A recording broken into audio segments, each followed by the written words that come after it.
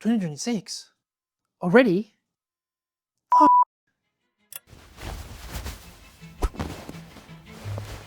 Hi, this is me. Look, every year I try to make something. Piece, a mood board that would define the general aesthetics, mood, and direction that my work is gonna take over the next 12 months. This year, I'm running late. And the reason is that I'm not feeling very inspired to create right now. I feel incapable of producing anything that's original, and when I try to copy someone else who's already successful, I fail tremendously. I've tried for a while to be this perfect cinematographer. I wanted everything in my frame to scream personality, but making it super subtle and cinematic. Sort of like a secret genius hoping to be discovered. It didn't work. And if you're here with me, that probably means you're feeling the same way. You don't know what your unique style looks like, or even if you have a style to begin with. And for the longest time, I didn't either.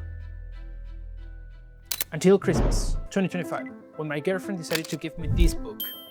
In it, I found new ways of understanding how the creative mind works. It turns out I was right. Nothing is original. But that's good? Because the real difference doesn't rely on the originality of the idea, but rather on the intention behind the person who stole it. And you may say, how is this different from plain copying?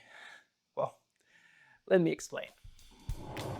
Here's how I look at it. Throughout life, we encounter many influences, and if we're wise about it, we should steal from not just one source, but from many, if not all of them.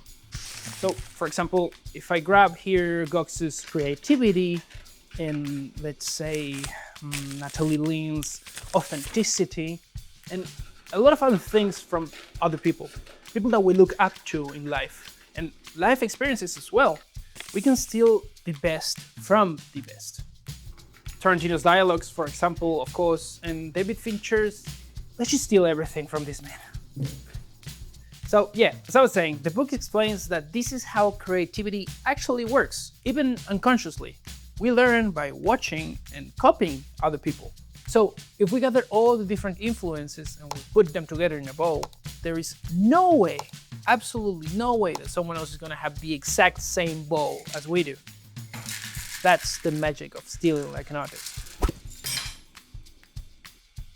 And I can't emphasize enough how much this concept hit me. It truly felt like waking up after a very long nap and realizing that if knowing how and where to steal is enough to make good art, then I would steal. I would steal like an artist. And then something changed deep within me. I made a choice. I don't care about what art and film critics may say of future me. It's about sharing the stories I want to share.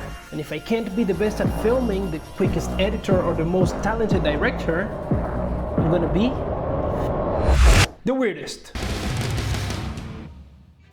So I asked myself,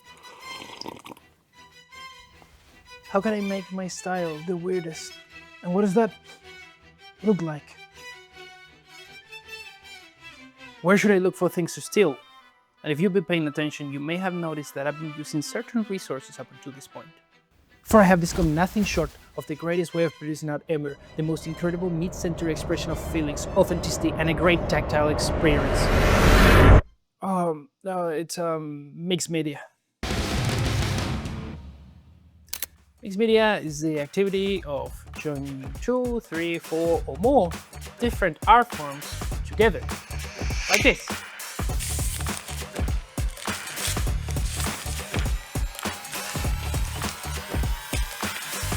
Or this, or even this.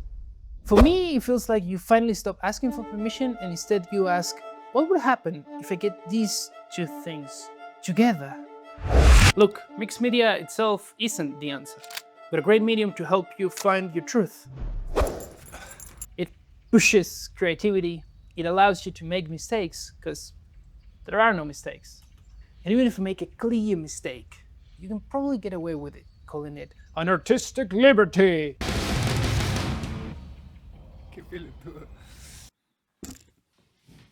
That alone would make mixed media a great tool to help you find your style, but that is not the main selling point for me. What truly captured my attention weren't the creative ways of putting stuff together, but the flaws, the mistakes. There is a certain texture, a way of failing that is deeply and undoubtedly human. Mixed media works for me because of its imperfect nature in a world that is constantly seeking perfection. Digital feels cold, inanimate. Two people using the same preset may end up with the same photo, but go ahead and try to spill coffee the way I did. Good luck. This is it. This is stealing like an artist, not plagiarism, not direct copying. Finally, the book says, try to copy the most amazing work you can find. And where you fall short, where you can't quite replicate what they're doing, but you find a different solution that kind of works, that's where your style lives. And I think I just found where mine does. 2026? It's done.